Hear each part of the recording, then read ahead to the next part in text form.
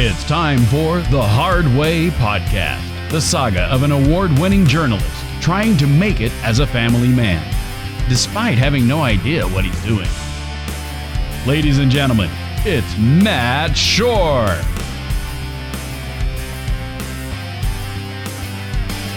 Hello, everyone, and thank you for checking out this episode of The Hard Way Podcast, the podcast where I invite the world to just shut out all the negativity, take a moment, relax, and laugh at my pain. We'll be doing that very soon. Don't worry, I've got some serious pain to talk about that just is an everyday thing in my life. But first off, I'm having some fun with this new format that we tried with the last episode. So it's going to continue because one of the things I think is important is, the internet, it can be a dark and an insidious place. There's no doubt about it. You can find racism, you can find echo chambers, you can find death and despair anywhere you look, all over the place. But the thing is, if you know where to look, and if you know how to look, you can also find that the internet is just weird and wonderful and hysterical. So that's really the inspiration for so many of these segments, and it's why I desperately want to continue, because in addition to being a whole lot of fun for me, and maybe that's the foremost thing, I think it is important to keep reminding everybody, anybody who checks this out, just let the world know that amidst all the negativity, amidst all the just badness of the internet, there really are some great and just stupid, funny, hysterical things out there. So, without further ado, we're going to jump right in to our brand new segment.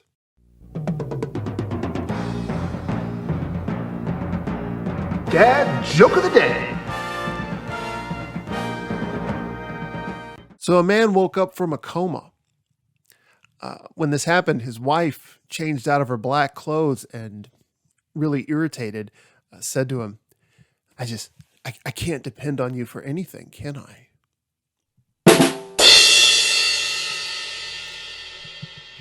Hope that's not my wife. Hey, listen, I didn't say the humor wasn't always dark. Just that there's funny stuff out there. But let's move on, because there got a lot of other funny stuff from the net. We're moving on to World's Greatest Tweets. Okay, here's where we have some serious fun. This first tweet comes to us from Paranatural Zach. Zach says, every morning, our cat moves her toys from the bedroom to the living room while screaming, and at night moves them back, also while screaming. I don't know the purpose of this ritual, but it's the central pillar of my faith. Stay strong, Paranatural Zach. Keep the faith, brother, I guess. At Hello Jessica Fox tweets, what if, instead of stepping outside of my comfort zone, I step into an even comfier zone? Perhaps take a nap in a large, fluffy dinner roll. Do you, Jessica? Sleeping in a dinner roll sounds awful to me. But I suppose you could eat it when you get tired of it. That might be me. This next tweet from Dawn_M is pretty short and sweet. My birthstone is a block of cheese. I want to let that one sit for a while. Think about that for a minute. Let it percolate in your brain for a minute. And then we'll move on to the next one. At Keat Potato, I hope I'm saying that right. He tweets, using command strips to hang a painting is a great idea if you want a heart attack sometime later that year. Yeah, he's right. Who came up with those? They don't work. They're awful. Anyway, finally, at Steve J. Christian tweets, please don't send me an email unless you start it with something like this. Hi, Steve. I hope you're managing the trauma of the American experience. As do I, Steve, as do I. I hope we're all managing the American experience to the best of our abilities. It's tough out there. So everybody take care of yourselves, all right? And that wraps up our world's greatest tweets for this episode. Hope you got a kick out of them. I always get a kick out of looking these up. But another one that I really get a kick out of is in our next segment.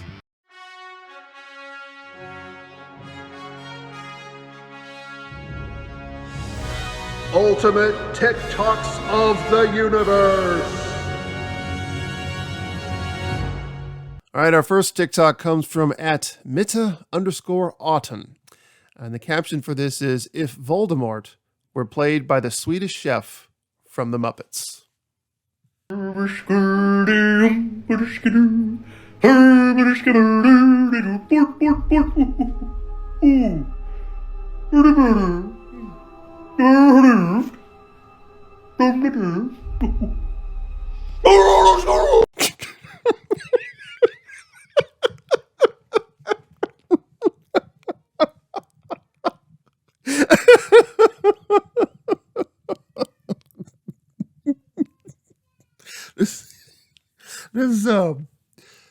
There's nothing I can add to that.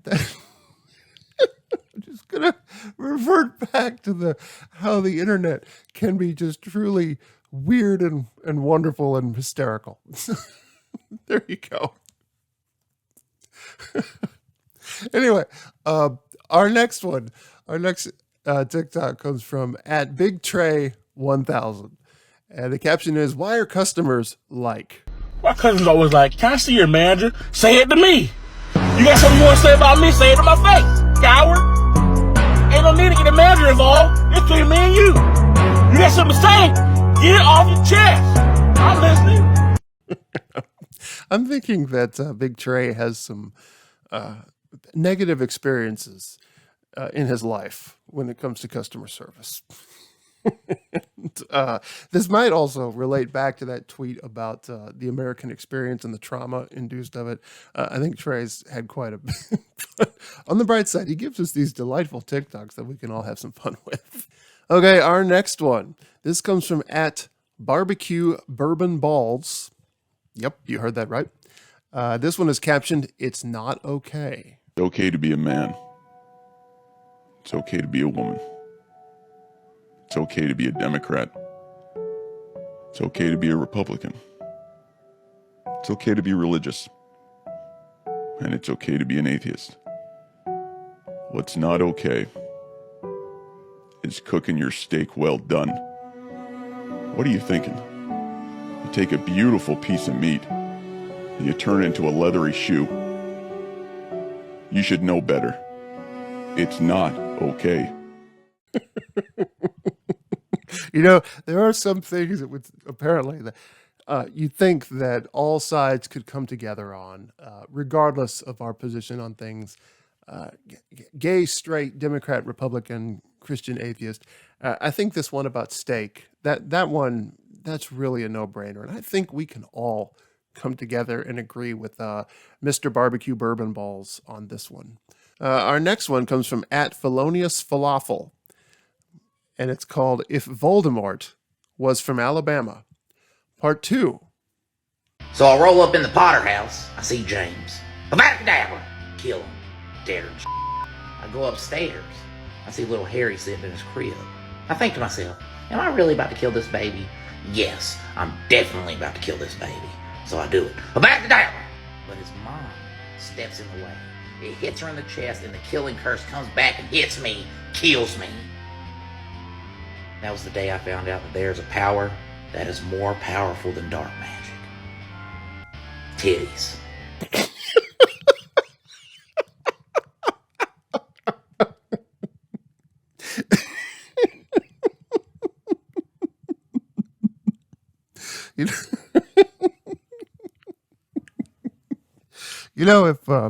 If J.K. Rowling came from the southeast of America, that series would have been very, very different, wouldn't it?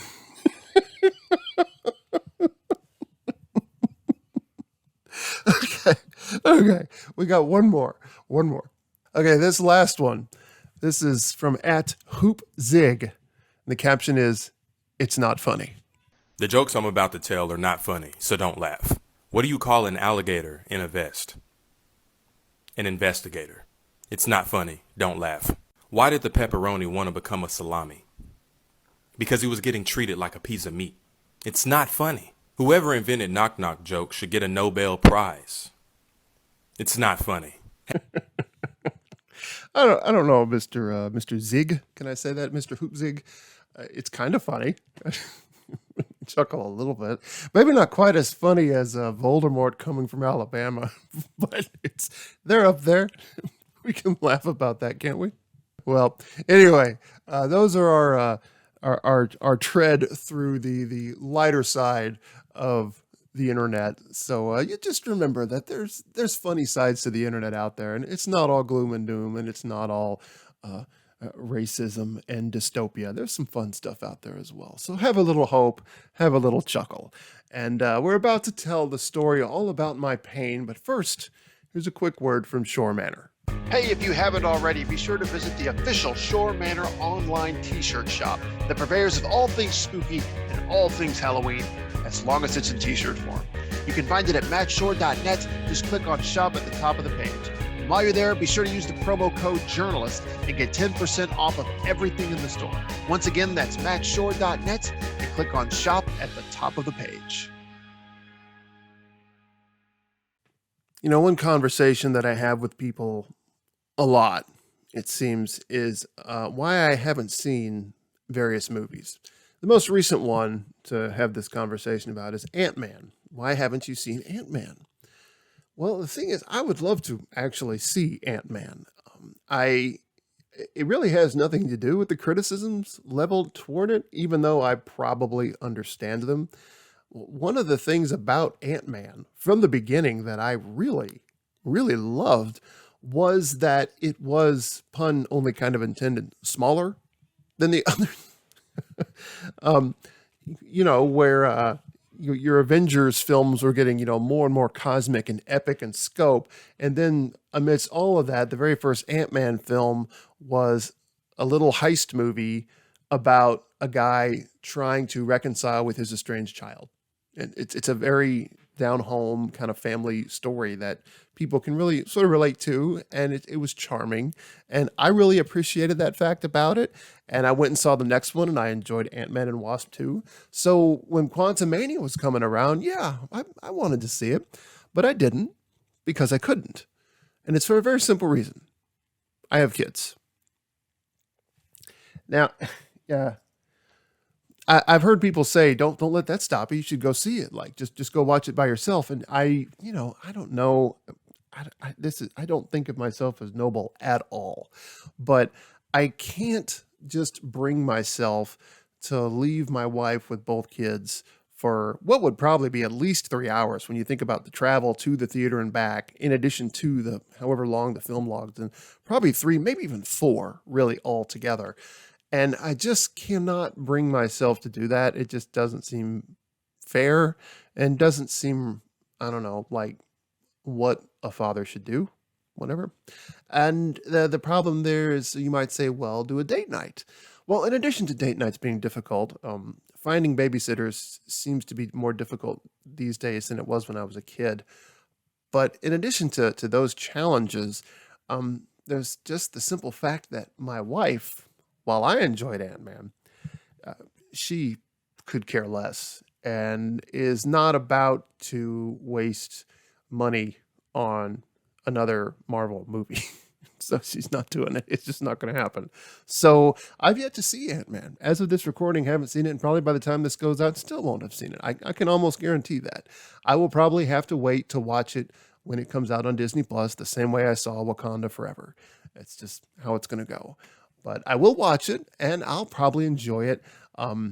I don't know. It sounds like the one criticism that I do think makes sense when they say it's too much is like with MODOK. I might agree, but I never liked MODOK as a character anyway. I thought it was just stupid. There are Marvel fans who might catch this clip of me saying that and are ready to destroy me. But I hate MODOK. What in the world is that thing? It's just, I don't know. Maybe if I experienced it in a comic that was supposed to be just like this big, wild, over-the-top, nonsensical sort of, what's the word I'm looking for? Surrealist type storytelling, similar to like Rick and Morty or whatever. Maybe I'd appreciate it there, but in the average Marvel universe, it just doesn't work for me. So I'll be honest, I'm not really looking forward to seeing MODOK regardless. Even whatever reactions wouldn't have mattered. The moment I heard MODOK was in it, I just thought, how are they going to pull this one off? It doesn't sound like they really did. So when I see MODOK, my expectations are going to be like, bottom of the barrel level. So I'm probably going to come away with it with nothing but like kind of a good experience, because like, well, it was all right. My expectations were so low that you exceeded them. So, hey, good way to go, I guess.